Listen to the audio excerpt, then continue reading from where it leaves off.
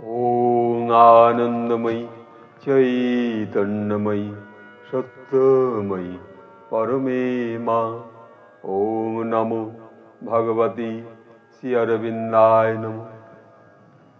আমরা এই মুহূর্তে এক বিন্দু সাবিত্রী অনুভবে সেই সাবিত্রীর ষষ্ঠ পর্বে একটা জায়গায় আমরা পৌঁছেছি।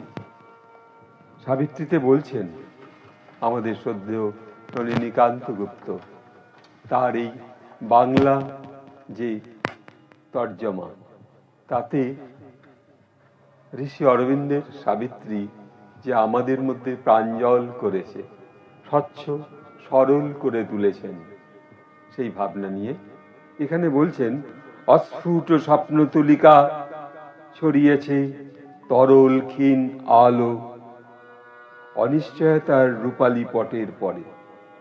এই যে অস্ফুট স্বপ্নতুলিকা, আমরা যে স্বপ্নের মতো কখনো কখনো এই ডিভাইনকে অনুভব করতে পারি, কখনো শুয়ে শুয়ে, কখনো ধ্যানে বসে, কখনো বা শবাসনে শুয়ে, কখন আমরা সেই মহা শক্তির অন্তরালে নিজেকে নিয়ে যেতে পারি।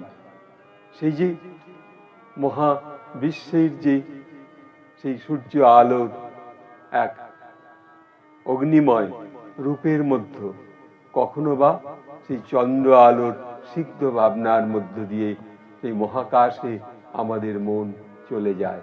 তখন মনে হয় যেন এই স্বপ্নে আমরা দেখছি, কি দেখছি? সেই নিজের শরীর যেন সেই প্রকাশ পেয়েছে এবং সেইখান থেকেই সে এক জ্যোতির্ময় আলো এসে নামছে, কিন্তু সেটা অস্ফুট ভাবে, যেন একটা স্বপ্ন তুলিকা।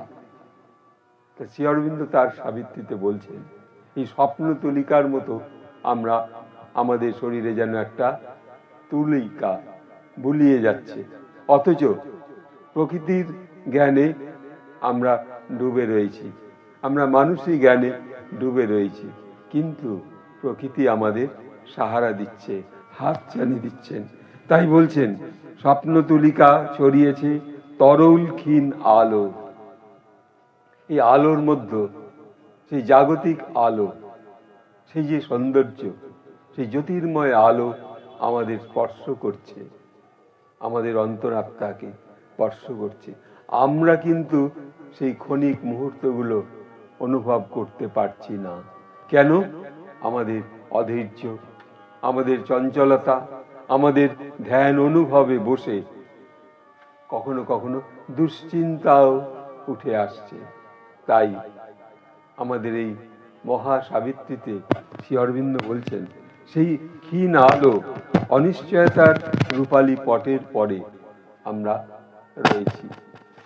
সেই অনিশ্চয়তা আলো যদি আমাদের মধ্যে আরো স্বচ্ছ আলো দান করেন মায়ের কৃপায়, তাহলে আমরা সেই ডিভাইনকে আরো স্পর্শ করতে পারবো।